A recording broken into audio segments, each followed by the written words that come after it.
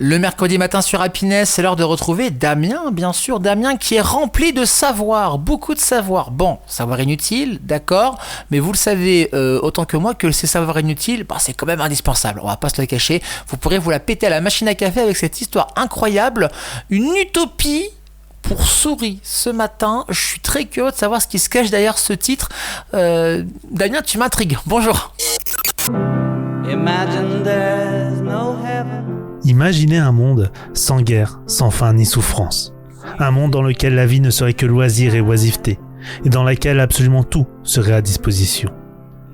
Et si je vous disais que ce monde a existé, mais que la finalité n'a pas été celle que l'on croyait ? Je m'explique. Tout commence en 1968. L'éthologue John B. Calhoun travaille maintenant depuis plus de 20 ans sur le comportement des souris dans différents types de sociétés et notamment dans le cas de surpopulation.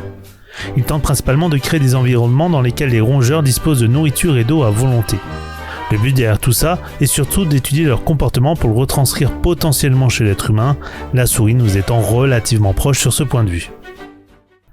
Au départ, il intègre 4 couples de souris parfaitement saines dans un espace clos et protégé de tout prédateur, nommé par Calhoun Univers 25.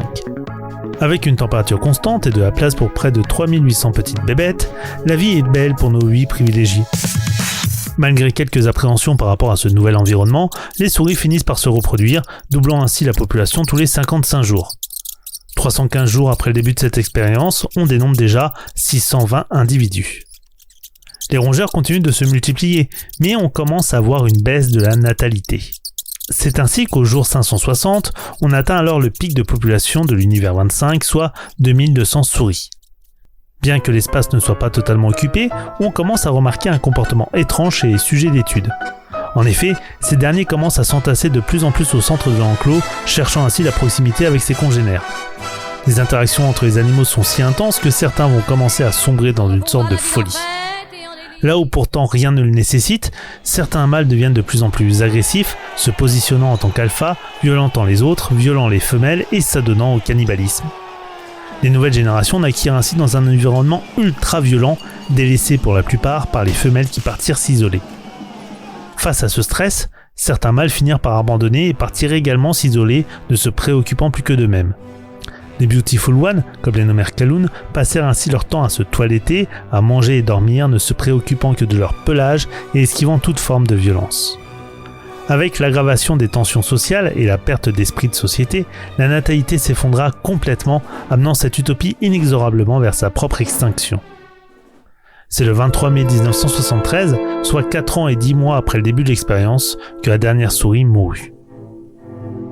La surpopulation étant le principal fléau de cette utopie pour souris, Calhoun remarqua cependant que malgré la chute drastique de la population sur la fin de l'expérience, les souris gardèrent leur rôle d'alpha ou de Beautiful One. Et ce, même lorsqu'on les introduisait dans un nouvel espace avec de nouveaux individus n'ayant pas connu Univers 25. Le scientifique appela ce phénomène le cloaque comportemental. Se servant des résultats de ces expériences, bon nombre de sociologues prirent le pas de préconiser des restrictions à la procréation chez l'être humain afin d'éviter le déclin de l'humanité. Cependant, Calhoun, lui, se montra beaucoup plus optimiste, estimant que la surpopulation nous poussera à élargir le champ de notre imagination et de ce fait, notre technologie. Il prit ainsi le parti de continuer ses recherches, proposant des univers de plus en plus sophistiqués dans le seul but de combattre les effets de la surpopulation.